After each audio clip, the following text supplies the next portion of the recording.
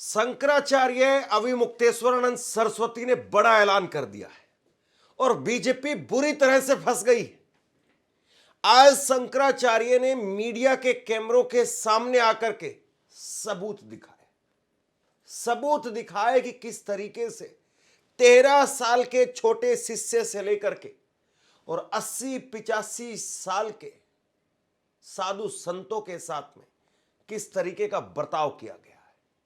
और इसके बाद में उन्होंने कह दिया कि अब दिल्ली जाएंगे, दिल्ली आ रहे हैं शंकराचार्य।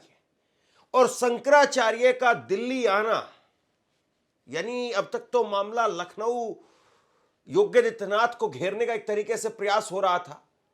योगीआदित्यनाथ फंसते हुए नजर आ रहे थे, योगीआदित्यनाथ के अधिकारियों की कमी वहां पर नजर आ रही थी।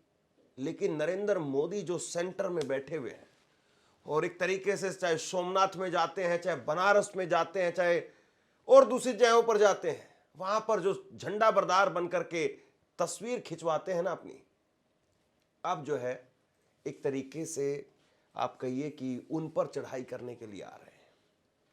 अब उन्होंने क्या कहा है मैं आपको एक एक करके बताऊंगा, लेकिन वहां पर जो मौजूद रिपोर्टर हैं उन्होंने असली कहानी को सामने रख दिया, जो लगातार 24 घंटे वहां मौजूद है।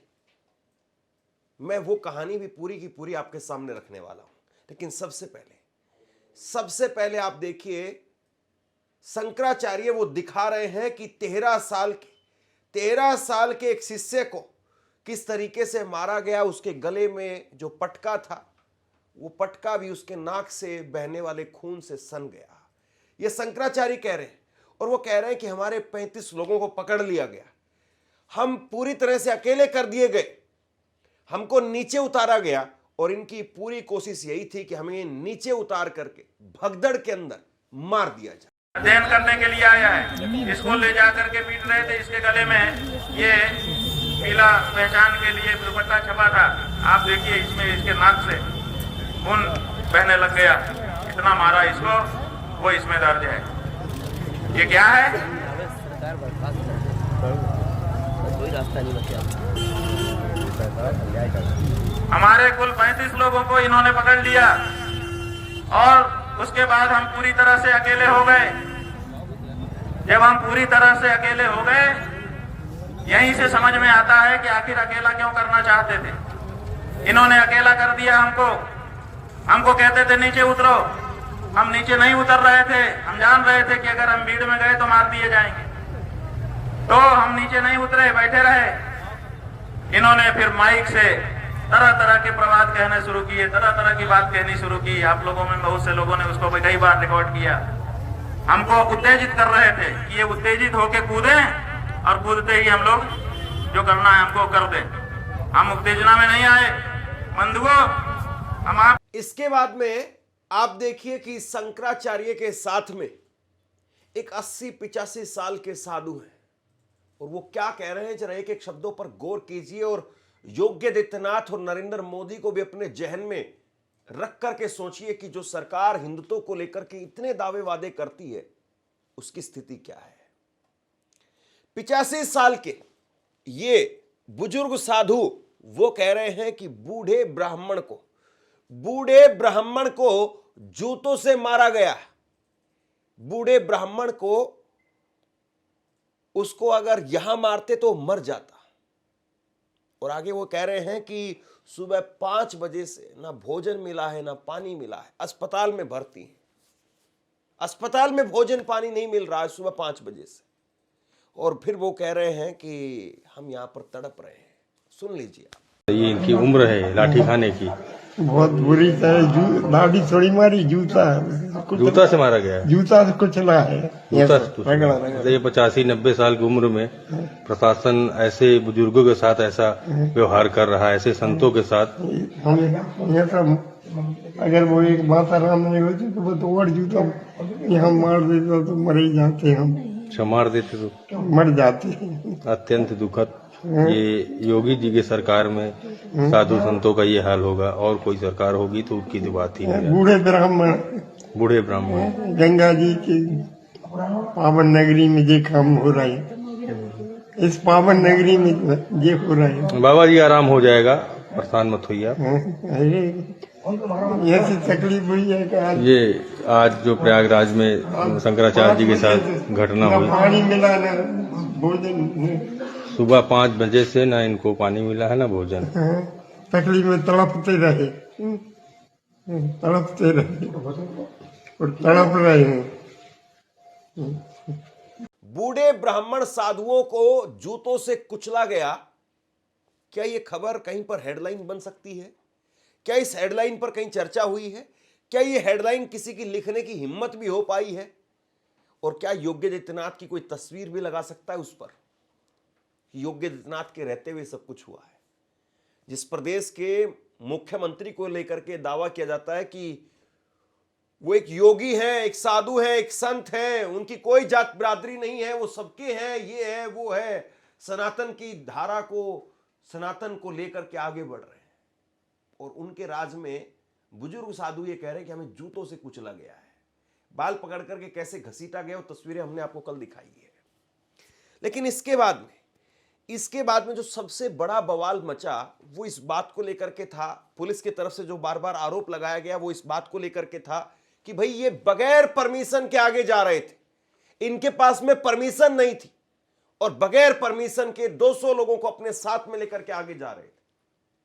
तो ग्राउंड पर जो काम कर रहे हैं उन्होंने क्या कहा है मैं आपको कुछ देर बाद में सुनवाता हूं, लेकिन उससे पहले आप शंकराचार्य की छोटी सी झलक सुन लीजिए। वो कह रहे हैं कि हमारे पास में परमिशन थी, हमने परमिशन मांगी भी, जैसी सूचना हम हर बार देते रहे वैसी ही सूचना हमने इस बार भी दी, इस साल भी दी है।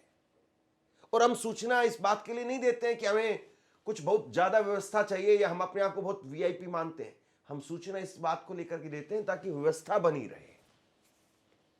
शंकराचार्य के इस बयान के बाद में तो कुछ बचता ही नहीं है, क्योंकि योगी आदित्यनाथ सरकार के जो अधिकारी हैं वहां पर उनका सिर्फ और सिर्फ एक ही तर्क है कि भैया ये मान नहीं रहे थे, ये आगे बढ़ रहे थे, जबरन आगे जा रहे थे, इनके पास में परमिशन नहीं थी। लेकिन शंकराचार्य कह रहे हैं कि 3 दिन से लगातार हम सूचना दे रहे थे और जैसे हर बार देते हैं, हर साल देते हैं, वैसे ही दे रहे थे। हमारी डुबकी को देखकर ये करोड़ों जनता यहां पर आई हुई है और आप हमारे रास्ते को रोकते हैं और कहते हैं इन्होंने परमिशन नहीं लिया। अगर बात यह है कि उनको सूचना देने की, हाँ ये परंपरा रही है, हम लोग सूचना देते रहे हैं कि हमारी क्या मूवमेंट है, व्यवस्था करने वाले व्यवस्थापक को पता होना चाहिए। इस दृष्टि से हर मार्ग स्थान में हम लोग सूचना देते हैं, उस सूचना देने के वो समझते हैं कि हमारी परमिशन ले रहे हैं। बहुत बड़ा भ्रम उनको उत्पन्न हो गया है। हाँ हम सूचना देते हैं, क्यों? क्योंकि हमारे ही व्यवस्था में वो लगे हैं, ऐसा मान करके उनको सूचित करते हैं ताकि वो उस अनुसार की व्यवस्था पहले से बनाए रखे। जो सूचना प्रतिवर्ष हमारे शिविर के द्वारा उनको दी जाती है वो इस वर्ष भी दी गई थी। सीधे कागज ले जाकर के दिया गया, रिसीविंग नहीं देते हैं, इसीलिए व्हाट्सएप के माध्यम से उनको सूचित किया गया। हमारे जो प्रभारी हैं उनका व्हाट्सएप आप लोग चेक कर सकते हैं। 3 दिन पहले से उनको सूचना दी जा रही है, पूरा कार्यक्रम लिख करके दिया जा रहा है कि ये कार्यक्रम है, ये कार्यक्रम है, व्यवस्था बनाइए। और उनकी तरफ से फोन आकर के कहा जाता है कि कोई बात नहीं, कोई बात नहीं।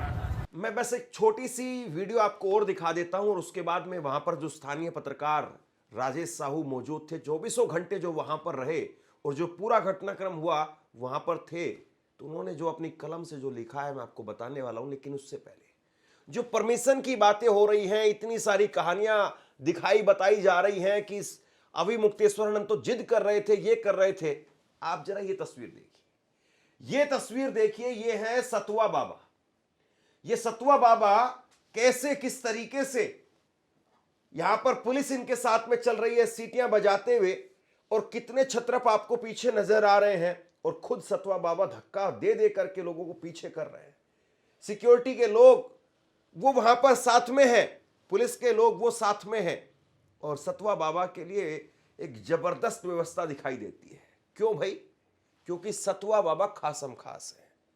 सतुआ बाबा बहुत खास है और ये ऐसे इतने बड़े खास हैं जिनको लेकर के मैंने पहले भी आपको स्टोरी दिखाई है। ये 3 करोड़ रुपए की डिफेंडर गाड़ी, 4.5 करोड़ रुपए की पोर्से टर्बो, वो भी इलेक्ट्रिक, वो गाड़ी, और उसके बाद में मर्सिडीज गाड़ी। जलवा है साहब इनका।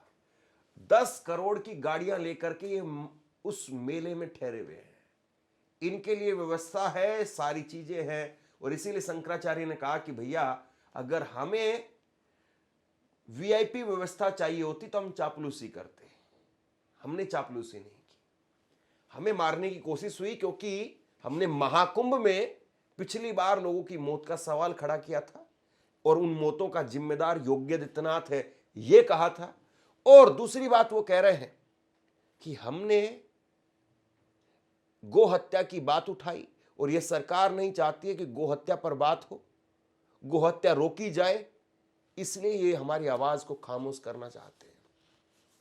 अब सबसे बड़ी बात ये है कि इसके अंदर अब जिस तरीके से आरोप प्रत्यारोप चल रहे हैं, सरकार अपना तर्क दे रही है, पर अधिकारी वो कह रहे हैं परमिशन नहीं, ये नहीं, वो नहीं, बाबा जी अपनी तरफ से, शंकराचार्य अपनी तरफ से कह रहे हैं। इस मामले में सच कहाँ है ये ढूंढा जाना जरूरी है। और इस मामले में मुझे लगता है कि वो लोग, वो आंखें जो उस वक्त में वहां थी, उनके जरिए जरा देखने की, समझने की कोशिश करते हैं कि इस मामले में सच कहां पर है, आपको समझ में आ जाएगा। और मुझे लगता है कि आपको एक बार राजेश साहू ये भास्कर के रिपोर्टर हैं, नौजवान हैं और जमीन पर जबरदस्त तरीके से काम करते हैं और इस वक्त में माघ मेले में ही इनकी ड्यूटी लगी हुई है। ट्विटर पर हमारे दोस्त भी हैं, तो राजेश साहू की कलम जो लिख रही है और जिस तरीके से वो वहां से रिपोर्ट भेज रहे हैं, मैं लगातार देख रहा था और इन्होंने पूरी कहानी को अपने शब्दों में पिरो दिया। अब उस कहानी को जरा देखिए और समझिए कि चीजें कहां से किस तरीके से बदली। राजेश साहू ने लिखा कि संगम पर शंकराचार्य अविमुक्तेश्वरानंद जी के साथ में जो कुछ हुआ उसकी आंखों देखी। मैं उस वक्त में संगम पर ही मौजूद था। शंकराचार्य अपने करीब 100 भक्तों, साधुओं, शिष्यों के साथ में पुल नंबर 2 के जरिए 9 बजे सुबह संगम की तरफ बढ़े। यह पुल बंद था लेकिन शिष्यों ने बाबा के लिए खुलवा दिया। संगम पर जब पहुंचे तो हर तरफ स्वागत वगैरह हो रहा था, यानी सब कुछ नॉर्मल था। इसके बाद में बाबा की पालकी आगे बढ़ी। वह संगम की तरफ जाना चाहते थे। पुलिस कह रही थी कि संगम पुलिस चौकी के पास में पालकी रोक दीजिए, यहां से पैदल चले जाइए, आगे भीड़ है। दोनों ही जगह में महज 50 मीटर की दूरी रही होगी। यही विवाद की वजह बन गया। बाबा के समर्थक अड़ गए कि हमें आगे जाने दिया जाए। इसी बीच में उनकी बहस शुरू हो गई। बहस धक्का मुक्की में बदल गई। पुलिस ने एक एक करके शिष्यों और साधुओं को पकड़ा, उन्हें खींचते हुए संगम पुलिस चौकी तक ले गई। एक शिष्य को तो धक्का दे करके गिराया गया, बाल पकड़ करके खींचे और बुरी तरह से पीटा गया। मुझे लगता है 3 लाइनें बहुत भारी है, फिर से सुनिए। एक शिष्य को तो धक्का दे करके गिराया गया, बाल पकड़ करके खींचे गए और बुरी तरह से पीटा गया। इसके बाद कई और को पकड़ा और ले गए। बाबा अकेले हो गए। बाबा के आसपास पुलिस, आरएएफ, सीएएसएफ का घेरा बना दिया गया। 3 घंटे तक बहस चली। बाबा अड़े रहे कि हमारे लोगों को छोड़ा जाए, हमें इज्जत के साथ संगम में स्नान करवाया जाए, इसके बाद ही वापस जाएंगे। पुलिस नरम हुई, लोगों को छोड़ा गया, पालकी आगे बढ़ी, लेकिन बात वहीं रही। पुलिस ने संगम की तरफ नहीं जाने दिया। फिर से धक्का मुक्की हुई। बाबा के सभी लोगों को फिर से खींच करके चौकी के अंदर बंद कर दिया गया। बाबा की पालकी को कुछ लोग धक्का मारते हुए तेजी से संगम से करीब 500 मीटर दूर तक ले गए। उनका छत्रप टूट गया। किसी शंकराचार्य का यही छत्रप सबसे अहम माना जाता है। जो लोग धक्का दे रहे थे, शंकराचार्य उनसे बार बार पूछ रहे थे कि तुम लोग कौन हो। किसी ने कुछ नहीं बताया। समर्थक कहते हैं कि वो सभी सादी वर्दी में प्रशासन के ही लोग थे। बाबा को अक्षय वट पर अकेले छोड़ दिया गया। उन्हें बिना नहाए वापस जाना पड़ा। उनके समर्थकों को पुलिस गाड़ी में भर करके आश्रम में छोड़ आई। सही गलत का फैसला आप करिए। मुझे बस इतना लगता है कि हिंदू धर्म के इतने बड़े धर्मगुरु के साथ में यह नहीं किया जाना चाहिए था। कई और भी बातें हैं जिन्हें नहीं लिखा और दिखाया जा सकता है। मुझे लगता है कि उन्होंने सब कुछ कह दिया। उन्होंने पूरा ए से शुरू करके और जेड तक पूरी कहानी को, ए टू जेड पूरी कहानी को पिरो करके रख दिया। बाल पकड़ करके घसीटे गए। ये लाइन सबसे बड़ी है। जो तस्वीरें कल आई थी, ये देखिए जरा तस्वीरें, वो तस्वीरें जो ग्राउंड से तस्वीरें आ रही थी और वो तस्वीरें, वो लाइनें जो लिखी जा रही हैं, मुझे लगता है कि यही सबसे भारी है बीजेपी के लिए। अगर ये चीजें लोगों तक पहुंच रही है तो लोग जरूर सोचेंगे इस बारे में कि आखिरकार बीजेपी की सरकार इस तरीके से क्यों व्यवहार कर रही है। ये मामला इतना आसान है या ये मामला बहुत आगे तक जाने वाला, ये बहुत बड़ा सवाल है। और ये लाइन, ये चीज कि आप छत्रप भी तोड़ देंगे, घेर लेंगे, ये वाकई अपने आप में बड़ा दुखदाई है। बहरहाल अब ये मामला कहां तक जाएगा, किस तरीके से जाएगा। बाबा जी दिल्ली आने का ऐलान कर रहे हैं। क्या मना लिया जाएगा, क्या दिल्ली आने से पहले ही कुछ और हो जाएगा, देखने वाली बात है। शेयर कीजिए इस खबर को और आप क्या सोचते हैं नीचे कमेंट बॉक्स में लिख करके जरूर बताइए। धन्यवाद। आपसे कुछ कहना चाहता हूं। आज के वक्त में पत्रकारिता करना कितना मुश्किल काम है, लेकिन अगर ऐसे में भी कोई आपकी खबर दिखा रहा है, कोई आपके मुद्दे पर बात कर रहा है, तो आपको भी उसका साथ देना चाहिए। अगर आपको लगता है कि मेरी पत्रकारिता सही है, मैं आपके लिए आपकी खबर वो दिखा रहा हूं, तो ऐसे में आप मेरा सहयोग कीजिए। आप इस वीडियो को जब लाइक करेंगे तो लाइक के साथ में ही एक थैंक्स का बटन आपको दिखाई देगा। उस थैंक्स के बटन पर आप क्लिक कीजिए और जो भी सहयोग राशि दे सकते हैं वो दीजिए। दूसरा, आप चैनल को ज्वाइन कर सकते हैं और चैनल को ज्वाइन करके भी मुझे मदद कर सकते हैं।